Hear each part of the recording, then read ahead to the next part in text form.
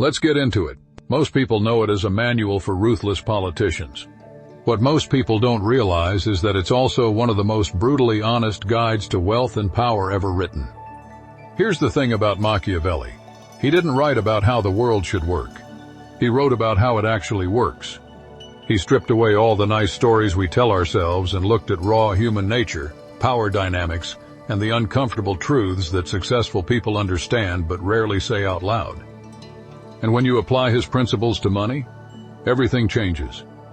See, wealthy people operate by a different set of rules than what they tell everyone else. They preach generosity while hoarding resources. Brutal? Yes. True? Also yes. Here's what Machiavelli actually meant, and what wealthy people understand. Conspicuous generosity drains your resources and creates unsustainable expectations. Let me break this down with a modern example. You start making good money. You're excited, you're grateful, so you start picking up the check at dinners. You lend money to friends. You help family members with their bills. You become known as the generous one. Feels good, right? But here's what happens. You've now set an expectation. People start to rely on your generosity. When you eventually can't help, or choose not to, they feel betrayed. Your generosity becomes an obligation. And ironically, you're now resented for not giving more. Whereas if you'd never been generous in the first place, you'd face no such resentment.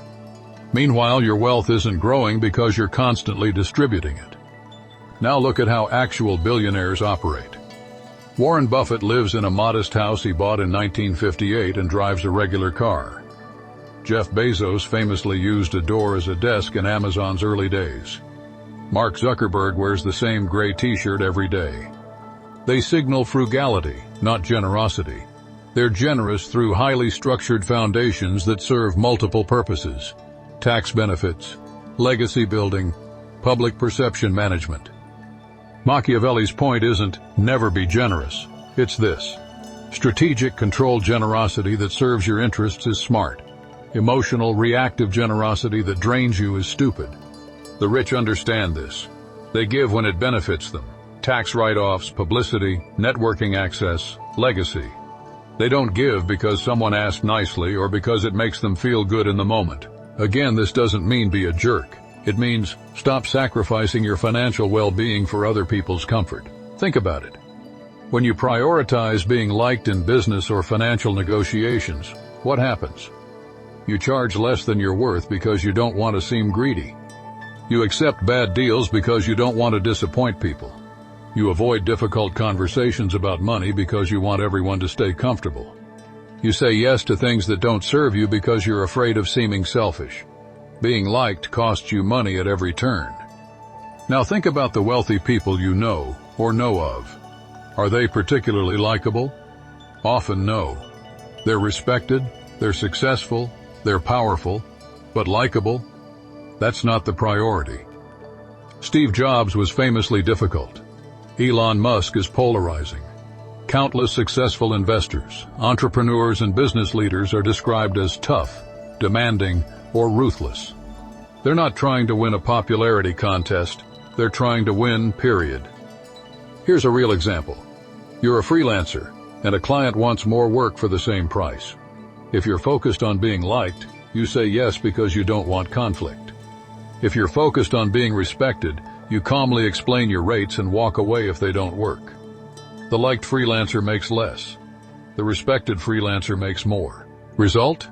They often don't get paid back, and they lose the friend too. It persists regardless of feelings. Create systems where it's in their interest to do what you need them to do. Here's the truth. People respond more reliably to consequences than to goodwill. Look at how Amazon became dominant. Jeff Bezos didn't build Amazon on being the nicest employer or the most beloved retailer. He built it on efficiency, ruthless optimization, and creating consequences for failure. Suppliers who couldn't meet Amazon's terms got dropped. Employees who couldn't perform got managed out. They just execute them quietly and let results speak later. Why? Because society punishes visible nonconformity but rewards invisible results. Let me give you concrete examples. The conventional wealthy. They wear suits, they talk about traditional values, they show up at church or country clubs, They present themselves as pillars of the community. What they actually do: aggressive tax optimization, offshore structures, using debt strategically in ways most people think is irresponsible, taking concentrated bets that would terrify normal people, ruthlessly cutting costs while appearing generous. Warren Buffett appears to be your folksy grandpa who loves cherry Coke and McDonald's. What he actually does: ruthlessly efficient capital allocation, use of float from insurance businesses, and tax strategies that would make your head spin. Or look at real estate investors who become wealthy. Publicly, they talk about providing housing and building communities. Behind the scenes, leveraging properties at ratios that would terrify normal people, utilizing 1031 exchanges to defer taxes indefinitely, raising rents to market maximum regardless of current tenants. They appear safe and conventional. They act aggressively and strategically. Why does this work? Because if you openly flout convention, you face resistance. They accept that many bold moves will fail.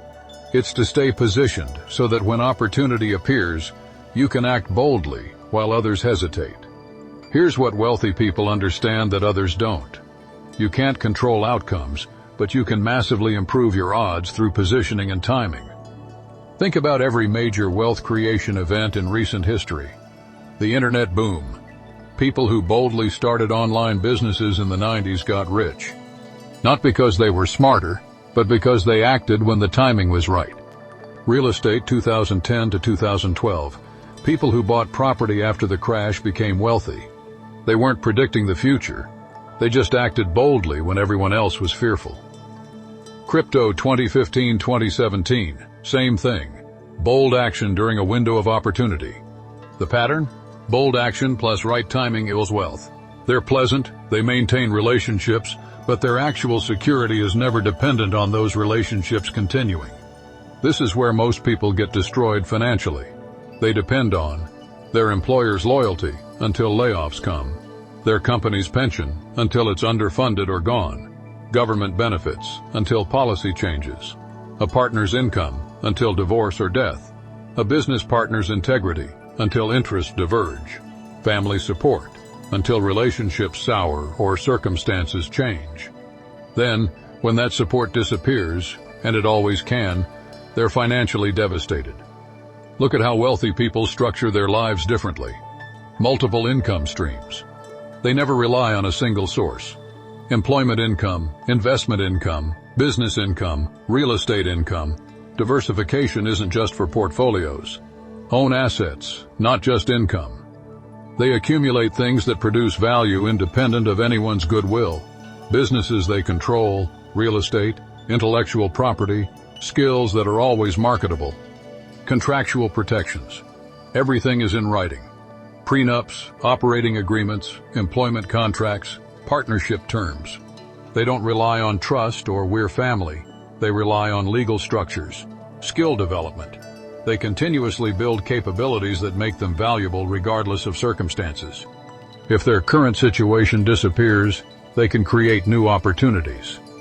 Here's a harsh example. You've been at your job for 20 years.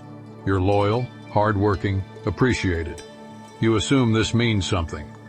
Then the company gets acquired or has a bad quarter or automates your function. Suddenly all that goodwill means nothing. You're 45 unemployed with skills nobody wants.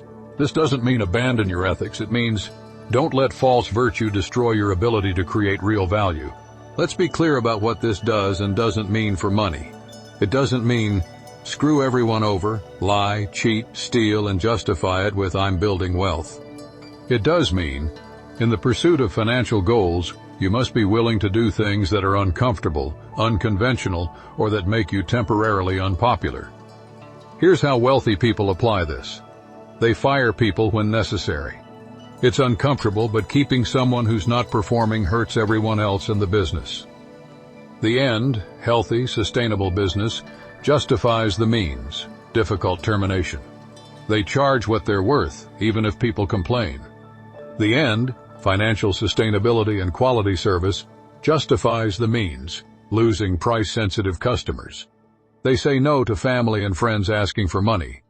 The end, their own financial security and not enabling bad behavior, justifies the means, temporary family tension.